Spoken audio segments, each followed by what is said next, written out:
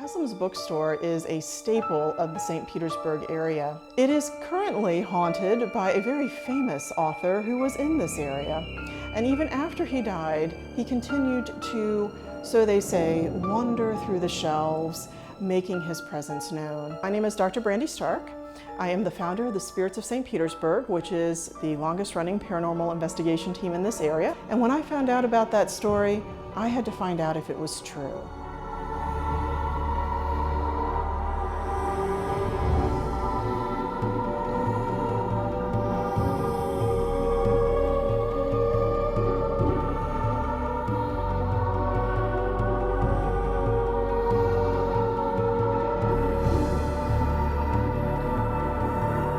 Hi, I'm Raymond Henst.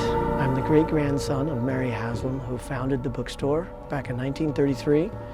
And I'm a manager here, and I have worked here for, I don't know, nearly 40 years. Have I seen anything weird? Well, I've worked here since I was 8 years old, so for me it's a common experience. But many of my friends that are here from the neighborhood, and many of my customers and some of my staff have experienced things here at the store.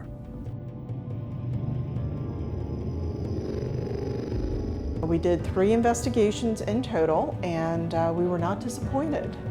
Frankly, we're living that live here. I have no interest in bothering them. They don't bother us. Maybe they exhibit some curiosity from time to time, but that's fine.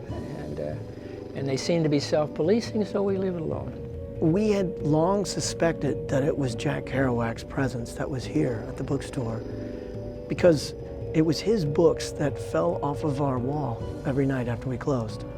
And we got confirmation when one of our employees saw a torso that crossed our doorway from the biographies to the ancient Egypt section. She was standing by the bio, and we had a number of biographies of his. He was on the cover of several of them, and she glanced down and saw him, and oh, that's the guy I saw here. If he has chosen this area, and I can understand why he would, this was a very familiar place to him, near where he passed. When he was in St. Petersburg, Haslam's was the bookstore. That was it. It was the bookstore.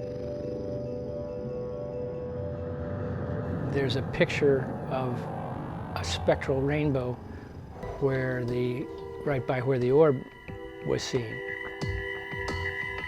And it showed up in, I think, a couple of her shots, or stills. So I had a film camera that had 400 speed black and white film. I took a series of 5 shots of a wall of books, and that was it. It was just a wall of books. But at the end, when I got the film developed and I got the film back, the middle shot of those 5 had that beautiful mist image in the corner. In this case, the mist image, the idea is that it's an entity that is forming or moving through the area. And there was nobody smoking. There was no reason for this image to be there. There was nothing in the air. So as far as I'm concerned, that mist image is quite legitimate. There are things that go bump in the night. You know, I've walked through the cold spots.